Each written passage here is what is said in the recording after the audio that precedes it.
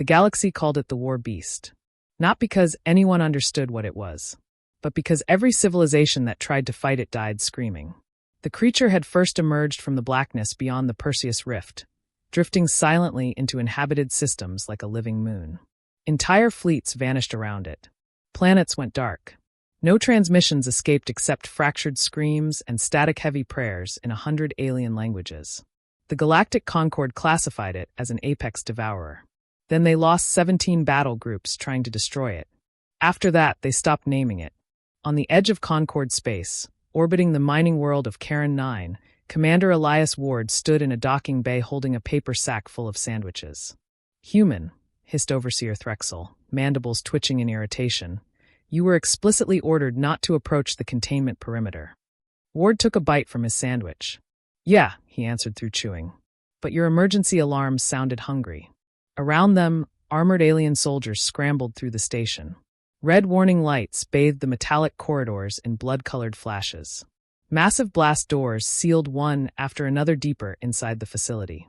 The thing below them had awakened. Threxel towered nearly 8 feet tall, wrapped in ceremonial silver armor of the Vectri Dominion. His species considered humans biologically laughable, fragile bones, weak claws, pathetic vision. Yet somehow, humanity kept surviving. Nobody understood why. "We are evacuating," Threxel snapped. The creature breached 6 containment fields. It killed 31 elite guards. Ward raised an eyebrow. "Only 31? Sounds like it's calming down." The Vectri stared at him in disbelief. "You think this is amusing?" "No," Ward said quietly. "I think you people make the same mistake every time." A deep roar thundered through the station. The walls shook. Somewhere below, something enormous slammed against reinforced alloy. Alien soldiers froze in terror. Ward sighed. "Yep," he muttered. "Definitely hungry." 3 months earlier, Concord explorers had discovered the war beast half-buried beneath Karen 9's frozen crust. Ancient chains the size of skyscrapers wrapped around its limbs. Entire mountain ranges had been carved into prison sigils. Something old had trapped it there. Something terrified of what would happen if it escaped. Naturally, the Concord tried studying it, which was why hundreds were now dying. A panicked scientist sprinted into the docking bay. "Containment grid failure," she shrieked. "The creature is ascending toward the reactor levels." Threxel barked orders instantly. "All personnel to evacuation craft. Prepare orbital bombardment authorization." Ward frowned. "That's your plan?" "Yes. You're going to nuke the station with the thing still inside? It is preferable to planetary extinction." Ward looked down at the paper bag in his hand, then at the terrified aliens around him, then back toward the shaking corridor leading deeper into the facility. "I got a better idea." Threxel made a sound humans usually associated with choking. "No. Yep. You cannot be serious." Ward shoved another sandwich into the bag. "Look, where I'm from, if something dangerous wakes up angry, step 1 is feeding it before it eats you. That is the single most irrational military strategy one have ever heard." "Thanks." Another roar erupted. Closer this time. The blast doors bulged inward. Metal screamed. Alien soldiers backed away in panic. Ward rolled his shoulders and started walking toward the containment corridor. "Human," Threxel shouted. "That thing exterminated entire fleets." Ward waved lazily without turning around. "Yeah, well," he said, "nobody ever tried bringing snacks." The doors exploded inward, and the war beast emerged. It was colossal, a nightmare of black armor plating and molten red eyes. Its body resembled no known species, part reptilian, part insectoid, part living weapon. Steam poured from its jaws. Ancient chains dragged behind it like broken cities. Soldiers opened fire instantly. Plasma rounds splashed harmlessly against its hide. The beast roared. 3 aliens disintegrated. Ward walked straight toward it. Every soldier stopped shooting. Even the beast paused. The human reached into the paper bag, pulled out a sandwich, and held it up. The station fell silent. Threxel whispered in horror. "What is he doing?" The beast lowered its massive head, sniffed once. Then, impossibly, it took the sandwich and ate it. Silence. Absolute silence. Ward nodded slowly. "See," he said. "Now we're communicating." The war beast stared at him. Then it sat down, like an obedient dog. And every alien in the docking bay realized something far more terrifying than the beast itself. The humans were insane. Nobody moved for 12 full seconds. Not the soldiers. Not the scientists. Not even the war beast. Commander Elias Ward stood beneath the creature's towering head, looking absurdly casual while holding a second sandwich. The beast watched him carefully, then snorted hot vapor across the docking bay. Several Vectri guards screamed and dove behind crates. Ward blinked through the steam. "Buddy," he muttered, "if you melt the pastrami, we're gonna have problems." Threxel stared in stunned disbelief. "How?" he whispered. "Are you still alive?" Ward shrugged. "It likes me. That thing annihilated the Cordavian armada. Yeah, and my neighbor's bulldog ate a drone once. Doesn't mean you can't make friends." The war beast leaned closer. Its eyes, those enormous molten red eyes, focused entirely on the tiny human before it. Then it made a sound. Not a roar. A low rumbling vibration. Ward grinned. "Oh, that's new." A nearby scientist shakily checked her translator device. "It's communicating." The entire room froze again. "No," Threxel said immediately. "Impossible." The scientist swallowed hard. "It's primitive emotional signaling, but yes. The creature is attempting interaction." Ward tore his sandwich in half and tossed a piece upward. The beast caught it effortlessly. Its tail smashed through a wall accidentally. Several engineers fainted. "Easy there," Ward said. "Indoor manners." The beast rumbled again, almost apologetically. That was when the station alarms changed. Not evacuation alarms. War alarms. A cold synthetic voice echoed across every deck. "Warning. Unknown fleet entering orbit."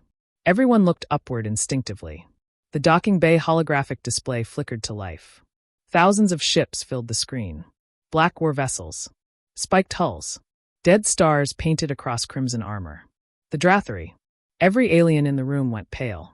Even Threxel stepped backward. "No," he breathed. Ward frowned. "Friends of yours?" "The Drathari extermination clans," Threxel said quietly. "They do not conquer worlds." "What do they do?" The Vectri looked at him grimly. "They erase species." Above Charon 9, the first orbital strikes began. The station shook violently. Explosions rippled across the surface colonies. Millions were dying already. A transmission burst through the speakers moments later. A distorted alien face appeared on screen, gaunt, scarred, eyes burning with fanaticism. "People of the Concord," the Drathari warlord hissed, "you have awakened the Devourer." His gaze shifted toward the massive beast behind Ward. "We have crossed the galaxy to finish what our ancestors began." The room chilled. Threxel whispered, "Ancestors?" The warlord continued. "That creature destroyed empires before your civilizations crawled from oceans. Entire galaxies burned beneath its hunger." The beast growled softly. Not aggressive. Almost sad. Ward noticed immediately. "You chained it," he said. The Drathari warlord smiled cruelly. "We imprisoned it after a war lasting 1,000 years. You tortured it. We survived it." Ward looked up at the beast again. The creature's eyes never left him. And suddenly he understood something terrifying. It wasn't angry because it was evil. It was angry because it had suffered. The Drathari fleet opened fire again. Charon 9's defense grid collapsed instantly. The station trembled. "Orbital shields failing," someone screamed. Threxel turned toward Ward desperately. "You must move away from the creature.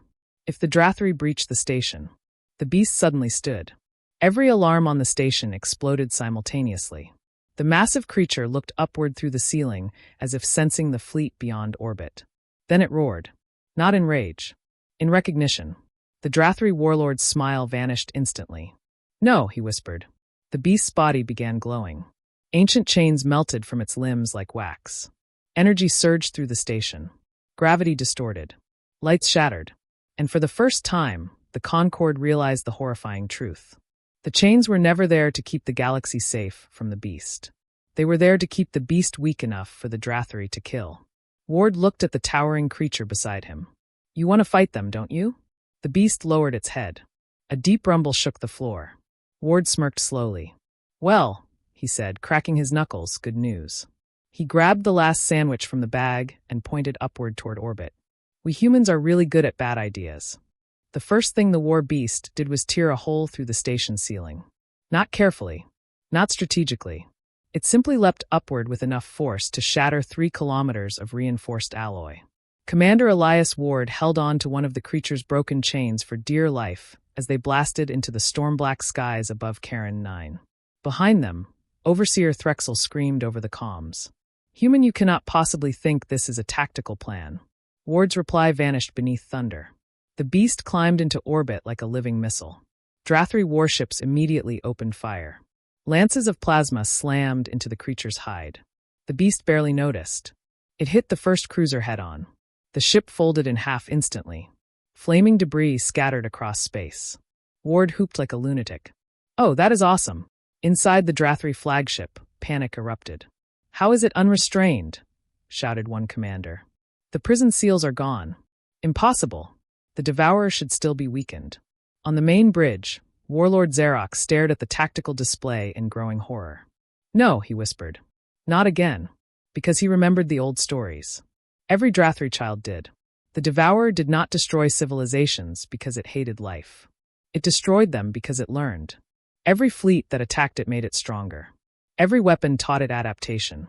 And now the humans had done the unthinkable. They had treated it like a person. The beast ripped through another cruiser. Its body glowed brighter with each impact. Ward clung to the chain, laughing breathlessly. "You know," he yelled toward the creature, "this is either the best first contact mission ever or humanity's dumbest moment." The beast rumbled happily. Then a Drathri dreadnought fired a spinal cannon directly at them. A beam the size of a city struck the creature full force. For one terrible second, everything vanished in white light. Threxel watched from the surface in horror. Even the Concord fleets retreating beyond orbit fell silent. When the light faded, the beast was still alive. But Ward was gone. The creature froze. Slowly, it looked down at the scorched chain hanging from its limb. Empty. Then the beast made a sound unlike anything the galaxy had ever heard. Not rage. Grief. Every Drathri officer turned pale instantly. Zarok whispered one word. "Run." Too late. The beast changed. Its body unfolded outward, revealing vast structures hidden beneath its armor. Living energy conduits, impossible geometry, ancient biological weapons older than recorded history. The stars themselves seemed to dim around it. Then it attacked. Entire warships vanished in bursts of crimson light. Gravity distorted across orbit. Drathri fleets crumpled like paper. The Devourer had awakened fully. On the surface below, Threxel stared upward in stunned terror. "That human," he whispered. Then his communicator crackled. A coughing voice answered. "Hey," Ward groaned. "Little busy here." Threxel nearly collapsed. "You survived?" "Yeah. Turns out the beast caught me." High above orbit, Ward dangled safely in one gigantic claw while the creature obliterated enemy fleets around them. "You okay, big guy?" Ward asked softly. The beast glanced at him carefully. The terrible fury in its eyes eased slightly. And in that moment, Elias Ward realized something astonishing. The creature wasn't protecting itself anymore. It was protecting him. The Drathri were losing badly now. Thousands of ships burned. But Zarok refused retreat. Because he knew something nobody else did. The beast could not be killed conventionally. But humanity could. "Target the human," Zarok ordered quietly. Every surviving Drathri ship pivoted instantly. Weapons locked onto one tiny life sign. Ward saw the fleet aiming at him and sighed. "Oh, come on," he muttered. "That's rude." The beast roared furiously. But before it could move, the entire Drathri fleet fired, and space itself disappeared beneath the bombardment. The explosion could be seen from 3 star systems away. A sphere of white fire swallowed orbit above Charon 9. Shockwaves shattered moons. Thousands of Drathri ships vaporized themselves in the blast just for a chance to kill one human. And for several terrible seconds, nothing remained. The Galactic Concord watched in silence. Overseer Threxel stood among them on the surface command deck, staring upward with hollow eyes. "He's dead," whispered one scientist. Nobody answered. Even the war beast had vanished inside the expanding inferno. Then the fire moved. A colossal silhouette emerged from the explosion. Burning. Bleeding molten light. Alive. The beast drifted through the flames, shielding something against its chest. Shielding someone. Commander Elias Ward coughed weakly as the creature lowered one giant claw. His armor was scorched black. One arm hung uselessly. But somehow, he grinned. "Okay," he wheezed. "That one sucked." Across orbit, stunned silence consumed every surviving fleet. The beast looked at Ward carefully, almost anxiously. Ward patted the creature's claw. "You did good." The beast closed its eyes briefly. Relief. Actual relief. Threxel stared in disbelief. It cares for him. An elderly Concord archivist nearby spoke with trembling realization. The ancient records were wrong. All eyes turned toward her. She swallowed hard. The devourer was never described attacking unprovoked. Every conflict began after containment attempts, experimentation, torture. The truth hit them all at once. The galaxy had created its own monster. For centuries, civilizations found the beast, feared it, attacked it, imprisoned it. And each time it retaliated. Not as a conqueror, as a survivor. Meanwhile, aboard the shattered Drathri flagship, Warlord Xerox stared at the tactical display in horror. Entire fleets gone. Weapons ineffective. And worst of all, the beast had bonded with a human. Xerox understood what that meant. Humans were pack-bonding predators. The species that domesticated wolves. The species that kept apex killers as household pets. And somehow, impossibly, one of them had emotionally adopted an ancient galactic superweapon. Xerox whispered the most frightened words ever spoken by a Drathri. "We are doomed." Then Earth's fleet arrived. Hundreds of human vessels burst from slip space above Karen 9. Not sleek. Not elegant. Human ships looked practical, armored, scarred. Built by a species that expected things to explode regularly. A transmission opened across all channels. Admiral Sophia Reyes appeared on screen holding a coffee mug. "Elias," she said calmly, "why is there a planet-sized death monster in your mission report?" Ward winced. In my defense, he was sad. The Admiral closed her eyes briefly. "You brought snacks again, didn't you?" "Maybe." Around the galaxy, confused alien commanders watched the exchange in disbelief. The beast tilted its head toward the human fleet curiously. Then one small Earth frigate slowly approached. Against all logic, the crew painted a smiley face on its hull. The beast rumbled softly. Several human pilots actually waved. Threxel stared upward, horrified. They were trying to make friends with it, too. The archivist beside him looked equally disturbed. "It appears contagious." The Drathri launched one final desperate attack. Their remaining ships charged directly toward Earth's fleet. Human commanders reacted instantly. Not with fear. With excitement. Weapons free. Railguns thundered. Missiles flooded space. Human ships fought recklessly, aggressively, almost joyfully. The beast joined them. And together, humanity and the ancient devourer tore through the Drathri armada like a storm unleashed. For the first time in recorded galactic history, the Drathri ran. The war officially ended 6 days later. Not because treaties were signed. Not because negotiations succeeded. But because the surviving Drathri broadcast a single transmission across known space. "We surrender. Keep the humans away from us." No one argued. Across the galaxy, reactions ranged from celebration to existential terror. Because humanity had done what no civilization in 10,000 years had accomplished. They had befriended the war beast. Naturally, humans gave it a name. Gary. The Galactic Concord absolutely refused to acknowledge the name officially. Unfortunately, it spread anyway. Within weeks, children across dozens of worlds were buying plush toys of the galaxy's most feared destroyer. Meanwhile, Commander Elias Ward sat on the observation deck of Earth Station Atlas eating noodles beside a window the size of a city block. Outside, Gary floated peacefully in orbit.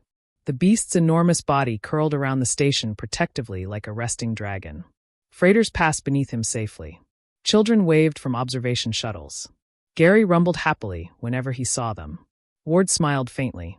"Crazy year, huh?" Across from him sat Overseer Threxel, still visibly traumatized by everything humans considered normal. "You domesticated an extinction event," the Vectri muttered. Ward pointed chopsticks at him. "We prefer de-escalated through friendship. That creature annihilated entire civilizations." "Yeah, and now he likes jazz music." As if on cue, soft saxophone melodies echoed through the station speakers. Outside, Gary made a low, contented rumble that vibrated the glass. Threxel covered his face with all four hands. "I do not understand humanity." Ward laughed quietly. "That makes two of us." The mood faded slightly afterward, because both of them remembered the dead. Karen 9 had survived, but millions had not. Entire colonies burned during the invasion. Ward stared silently at the stars. "You know," he said eventually, "Gary told me something." Threxel blinked. "It can communicate verbally?" "Not exactly. More like emotions. Impressions." And Ward's expression darkened. He wasn't the only one. Silence. Threxel lowered his hands slowly. What do you mean? Ward looked out toward the massive creature resting beyond the station. Whatever created him made others. The Vectree's blood ran cold. How many? Ward gave a humorless smile. Gary doesn't know. At that exact moment, alarms suddenly erupted across Station Atlas. Every screen flashed crimson. Emergency broadcasts flooded the station. Unknown signal detected. Extragalactic contact imminent. Gary lifted his massive head instantly. Not frightened. Alert. Watching the darkness beyond the stars. Then something appeared. Far outside the station. Far beyond the fleet perimeter. A shape larger than moons. Then another. And another. The stars themselves seemed to move. Threxel whispered in horror. There are more. Gary released a low, mournful sound. Ward slowly stood. Around the station, terrified voices erupted. Military fleets scrambled. Panic spread instantly. But Elias Ward simply grabbed his jacket. Threxel stared at him. What are you doing? Ward checked his pockets thoughtfully. Making sandwiches. The Vectree made a strangled noise. You cannot possibly believe that strategy will work twice. Ward looked back toward the endless shadows gathering in deep space. Then he smiled. Buddy, he said softly, you'd be amazed what humans can accomplish with snacks and emotional support. And out in the darkness, the stars roared back.